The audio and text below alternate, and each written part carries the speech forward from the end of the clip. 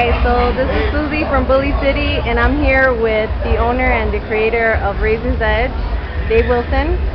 How are you doing? Real good. Real good now that I'm here in Mexico. Yeah? Yeah. So is Mexico treating you right? Mexico's treating me more than right. Sounds good, sounds good.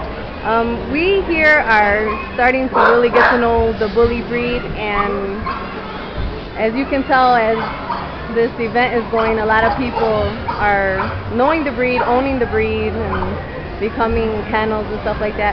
What they don't know is how the breed got started, especially a great line like Razor's Edge. If you can let us know how it went down. Closer. The breed got started, I started breeding Razor's Edge dogs about 20 years ago, and I started breeding a heavier built dog off the pit bull line, pit bulls and Amstaffs. I mixed them together and started showing UKC. But I was breeding a heavier dog, which at that time, it was good. A dog more bone, a little more size to it. And at that time, it did real well in the shows. But later on, the UKC changed its ways and wanted a more terrier style dog. So I kind of X'd out the style of dog that I was producing.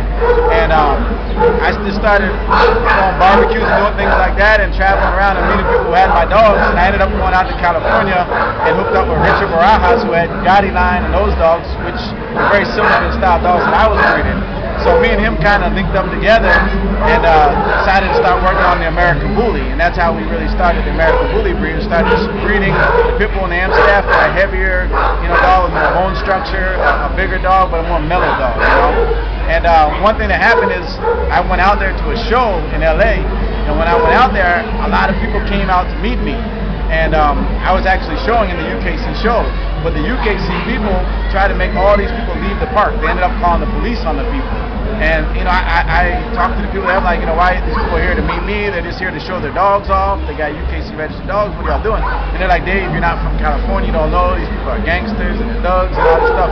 And that really turned me off then when I saw that, because it's just people just trying to do something good with their dogs, regardless of what you think about them, what they look like. And at that time, I had to take a stand. I was like, I can't be affiliated with something like this that is discriminating against people.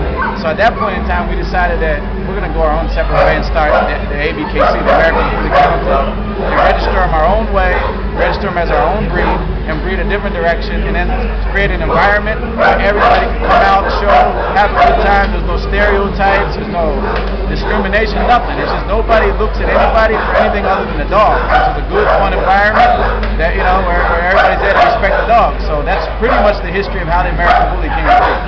Great.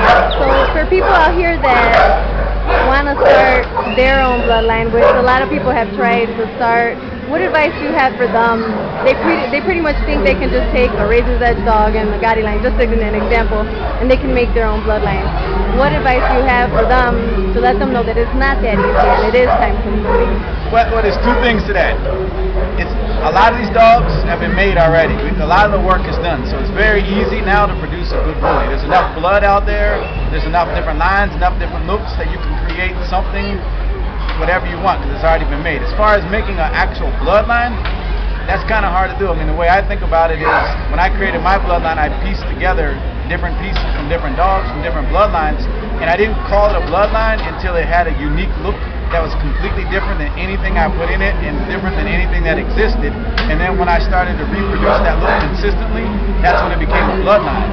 If you're breeding just an established line to an established line and you're not really changing up anything, in my opinion, that's really not a bloodline. So it's a little harder to make a bloodline now if you're breeding the bullies, but a lot easier now to make a great dog.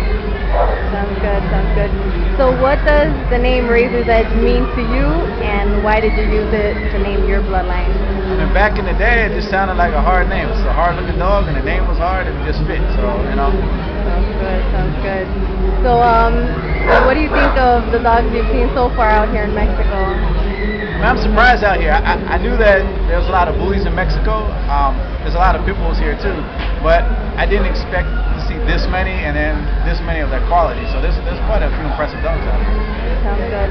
So overall, on all the bullies, what would be your favorite type of dog? I mean, I know Razor's Edge is your thing, but there's a lot of other bloodlines out there, and what are you looking for in a dog? What calls your attention in a bully? For me, it's the standard bully. It's not the pocket, that's a little too short for me. It's not the extreme, sometimes it's a little exaggerated.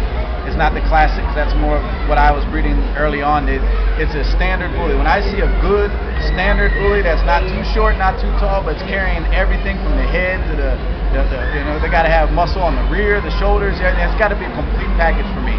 Straight fronts, you know, the work. So it doesn't really matter the bloodline to me. I've never been one, even my own bloodline. I'm not biased in my own bloodline. I just look for a good, well put together dog, and I actually prefer the standard bully.